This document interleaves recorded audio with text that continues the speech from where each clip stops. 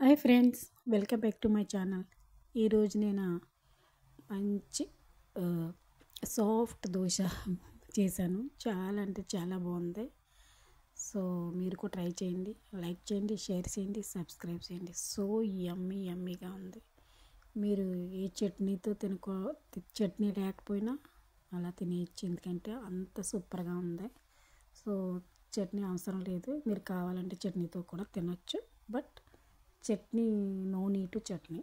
So ముందుగా ఒక mixie తీసుకుని మిక్సీ జార్లో 1 కప్పు ఉప్మా రవ్వ, బొంబాయి రవ్వ తీసుకున్నాను. తర్వాత మురమరాలు, కురుముర అంటారా, మురమరాలు కదా, 2 కప్పులు మురమరాలు తీసుకున్నాను. మురమరాలు చాలా మంచిది ఆరోగ్యానికి. సో రైసే కదా అనుకుంటారు, బట్ దిస్ ప్రాసెస్ డిఫరెంట్గా ఉంటుంది కాబట్టి సో ఇది మంచిది ఆరోగ్యానికి. సో తర్వాత 2 స్పూన్లు పెరుగు, అదే యోగర్ట్, కర్డ్, వాటెవర్. ఓకే. తర్వాత కొంచెం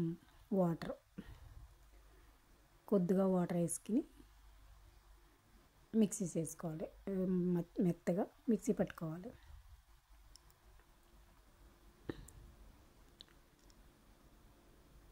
ఇలా మిక్సీ పట్టుకున్న తర్వాత మనకి ఇంకా వాటర్ కావాలంటే యాడ్ చేసుకోవచ్చు.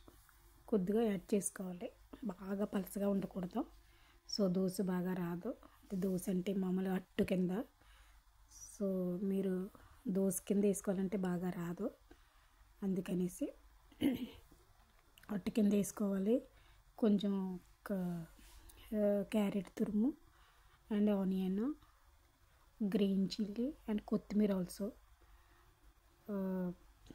శుభ్రంగా మిక్స్ చేసి బాగా కలిపి, అది కొంచెం సాల్ట్ వేయాలి, మన టేస్ట్కి సరిపడా సాల్ట్.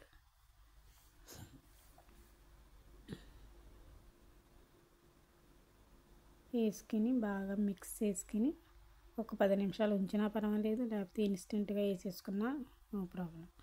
సో ప్యాన్ పెట్టుకుని ప్యాన్లో గీ కానీ నెయ్యి కానీ ఆయిల్ కానీ వేసుకుని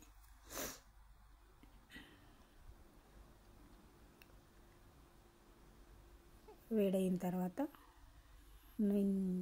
ఆయిల్ వేసాను నేనైతేని. తో ఇప్పుడు ఇది మన మిశ్రమాన్ని వేసేసుకుని బాగా పలసగా కాకుండా, థిక్గా కాకుండా, కొంచెం మీడియంగా మనం బాగా కలిపి కొంచెం రౌండ్గా చేసుకుని మూత పెట్టాలి. మూత పెట్టడం చూపించలేదు నేను. మూత పెట్టి స్లో కుక్ చేయాలి, ఫాస్ట్గా పెట్టకూడదు.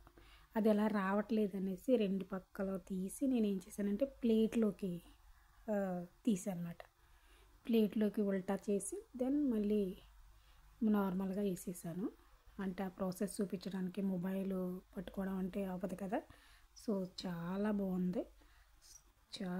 మీరు కూడా వేసుకుని తిని కామెంట్స్ చేయండి and the same time enjoy the food. Bye bye.